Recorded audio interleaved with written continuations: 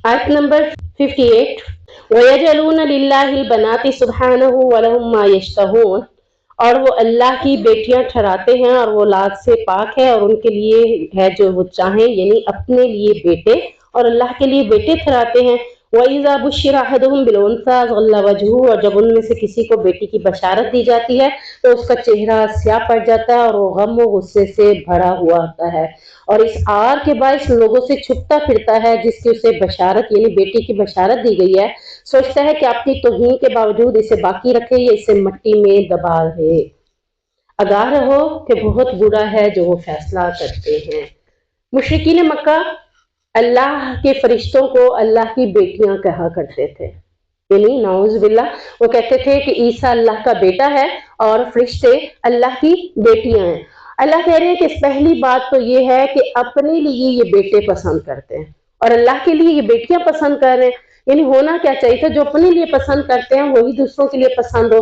तो ये चीज कि जब इनको बेटी की बशारत दी जाती है, पहले तो ये गलत कह रहे हैं, लेकिन फिर अल्लाह ने कहा कि इनका अपना हाल तो देखो कि जब इन्हें बेटी की बशारत दी जाती है तो इनका मुंह क्या हो जाता है, काला से गम से भरा हुआ कि ये क्या हो गया, मेरे घर बेटी पैदा हो गई है। यानी वो इसे क्या समझता है, आर समझता है, तौहीन समझता है, अपनी इज्जत के खिलाफ समझता है कि मेरे घर में बेटी पैदा हो गई है, अब मैं इस आर से अपने आप को कैसे बचाऊं। और वो लोगों से छुपता फिरता है और ये जहन में ले आता है कि या तो इसे बाकी रखूं या इसे मिट्टी में दबा दूं। आपको पता है कि मुशरिकीन मक्का में से एक शख्स जिसने इस्लाम को कबूल कर लिया था तो अल्लाह के नबी के पास आया, अल्लाह के नबी से कहा था, अल्लाह के नबी सल्लल्लाहु अलैहि वसल्लम, मैंने इस्लाम से पहले एक ऐसा काम किया है कि अल्लाह मुझे माफ कर देगा। अल्लाह के नबी सल्लल्लाहु अलैहि वसल्लम ने फरमाया, क्यों नहीं, अल्लाह माफ करने पे कादिर है। कहा कि मैंने इस्लाम लाने से पहले अपनी बेटी को अपने हाथों से गड्ढा खोद कर, जब मैं गड्ढा खोद रहा था तो वो मेरे साथ गड्ढा खोद रही थी, उसे नहीं पता था कि मैं उसको उसमें दफन करने लगा हूँ। उसने मेरे साथ मिलकर अपने हाथों से गला खुदवाया और फिर उसमें अंदर मैंने उसको दबाया तो वो मुझे पुकारती रही, मेरे कानों में आवाजें आज तक वो आती हैं, गूंजती हैं। तो मैंने उसको उसकी आवाजों पे कुछ भी ना देखा, अपनी आर अपनी तौहीन को देखते हुए मैंने उसके ऊपर मट्टी फूल डालकर उसे दफन कर दिया था। तो अल्लाह के नबी ने ये बात सुनी तो उस शख्स से मुंह फेर लिया। उस शख्स ये समझने लगा कि मेरी तौबा नहीं हो सकती, मैंने बहुत संगीन जुर्म किया है। फिर उन्होंने कहा, अल्लाह के नबी बताइए मेरी तौबा हो सकती है। अल्लाह के नबी ने दूसरी तरफ मुंह फोड़ लिया। यानी अल्लाह के नबी को ये बात इतनी गिरा गुजरी कि यानी उनकी कैफियत गम में इतनी भर गई कि वो कोई जवाब नहीं दे पा रहे थे, क्योंकि अल्लाह के नबी तो अपनी बेटियों के साथ इस कदर शफकत करते थे, इस कदर शफकत के हजरत फातिमा जब आती तो अपनी जगह पर चादर अपनी बिछा देते और उसके लिए एहतरामन जगह बना देते थे। जो बेटी से मोहब्बत हो उठ के गले मिलते थे उन्हें। तो अब वो इतने यानी कि गमजदा थे नबी कि उसे जवाब नहीं दे रहे थे कि इतने में उसने समझा कि शायद कि मेरा संगीन जुर्म है। तो अल्लाह के नबी ने फरमाया कि तेरी बात इतनी है कि मैं कुछ बोलने के काबिल नहीं, जाओ रब से माफी मांगो, रब माफ कर देगा। इस्लाम लाने के बाद सबका गुनाह माफ हो जाते हैं। यानी अल्लाह रब्बुल इज्जत इस कदर रहीम है कि गलती नादानिस्तगी में हो जाए और दानिस्तगी में जब आप आ जाएं और आपको एहसास हो जाए उस गलती का, तो अल्लाह उस गलती को चाहे जितनी भी बड़ी क्यों ना हो माफ कर देता है। इसी तरह कातिल के बारे में भी आता है, 100 कत्ल किए, फिर अल्लाह रब्बुल इज्जत ने उसे भी माफ कर दिया, क्योंकि शऊर में आने के बाद गलती कर कर अकड़ जाना उसके ऊपर माफी नहीं होगी। ना शऊरी में यानी बगैर शऊर के आपने उस गलती को किया, फिर शऊर में आए और आपने उस गलती का इजहार किया और शर्मिंदगी की, तो अल्लाह उस गलती को माफ कर देता है। आयत नंबर 68, वअौहा रब्बुका इलन नहल अनित्तखिज़ी मिनल जिबालि बुयूतन व मिनश शजरि व मिम्मा यारिशून, और आपके रब ने शहद की मक्खी को इल्हाम किया या वही की, एक ही लफ्ज़ है इल्हाम भी और वही भी, कि तू पहाड़ों में घर छत्ते बना और दरख्तों में और उनमें से जो लोग छप्पर बनाते हैं हर किस्म के फलों फूलों से खा, रस चूस, फिर अपने रब की आसान की हुई राहों पर चल।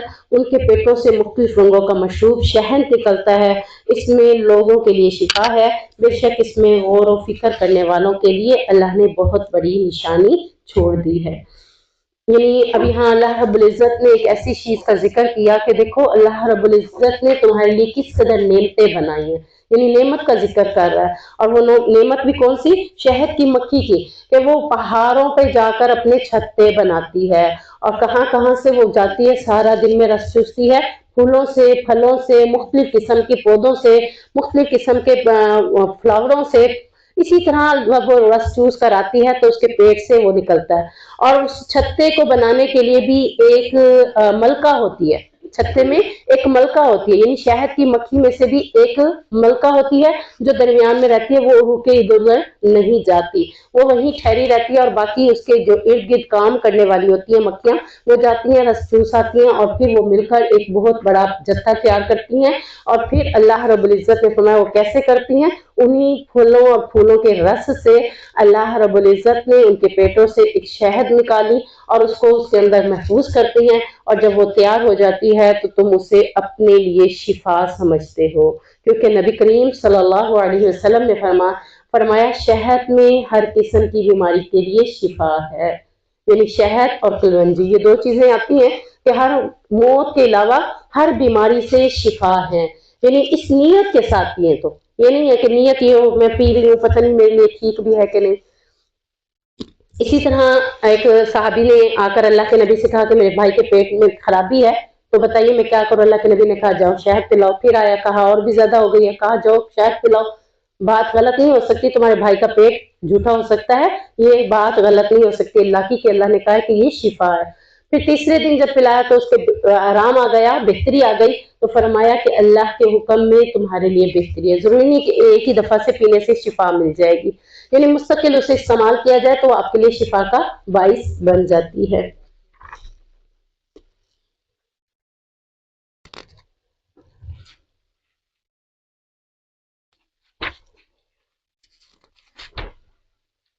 آیت نمبر 90، ان اللہ یأمر بالعدل والإحسان وإیتاء ذی القربى وینہی عن الفحشاء والمنکر والبغی یعظکم لعلکم تذکرون، بے شک اللہ عدل و احسان کا تمہیں حکم دیتا ہے، یعنی اپنے معاملات میں عدل سے کام لو۔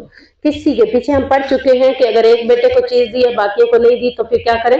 واپس لے لیں، دینی ہے تو سب کو برابر میں دینی ہے، عدل سے کام لینا ہے، اور لوگوں کے ساتھ احسان سے پیش آنا ہے، قرابت داروں کو امداد دینے کا حکم دیتا ہے، بے حیائی، برے کام اور ظلم و زیادتی سے وہ تمہیں منع کرتا ہے، اور یہ کس کی نصیحت ہے؟ رب کی نصیحت ہے، تاکہ تم اس سے نصیحت پکڑو۔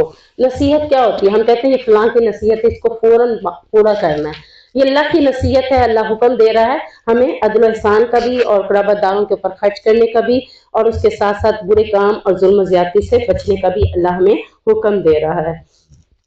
منکر اس کام کو کہتے ہیں جسے شریعت نے ناجائز قرار دیا ہو، یعنی ہر وہ کام منکر میں آئے گا، برائی میں آئے گا، زیادتی میں آئے گا کہ جسے اللہ رب العزت نے شریعت میں اسے جائز قرار نہیں دیا۔ اور بخش کا مطلب ہے ظلم و زیادتی، یعنی حد سے بڑھ جانا۔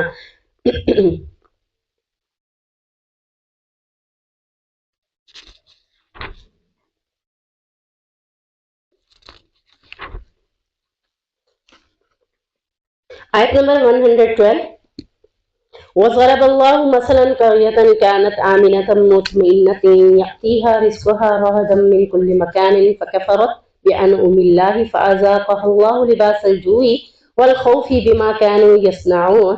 اور اللہ نے ایک بستی کی مثال بیان کی ہے جو امن و اطمینان سے آباد تھی، مکہ کی بستی، اس بستی سے مراد مکہ کی بستی۔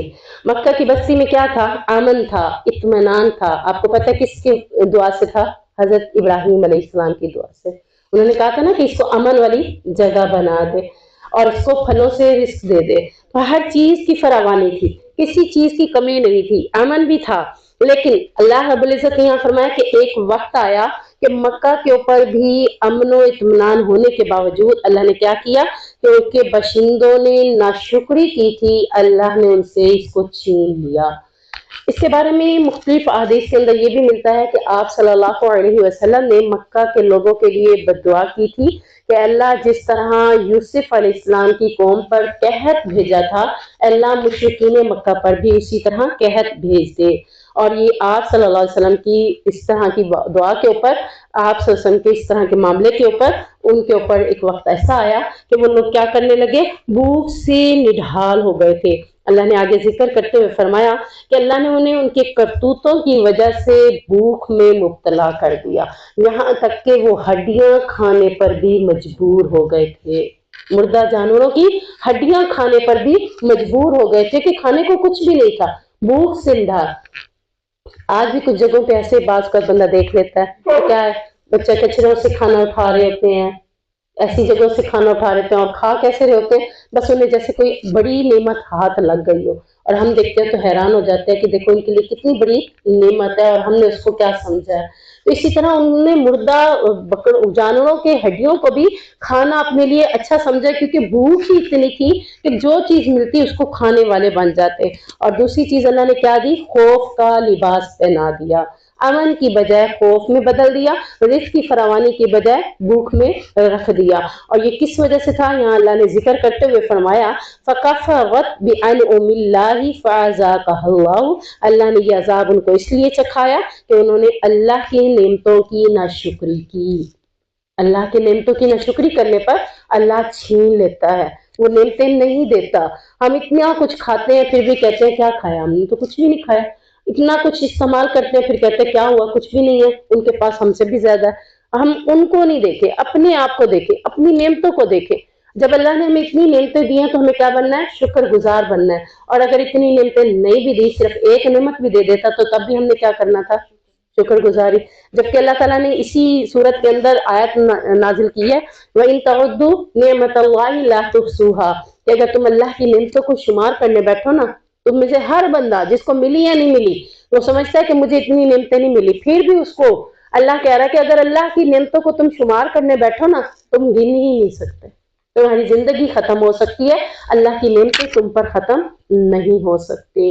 تو اتنی نعمتیں ہیں ہمارے پاس، اور اس کے باوجود جب ہم ناشکری کرتے ہیں تو اللہ رب العزت ان نعمتوں کو ہم سے چھین لیتا ہے۔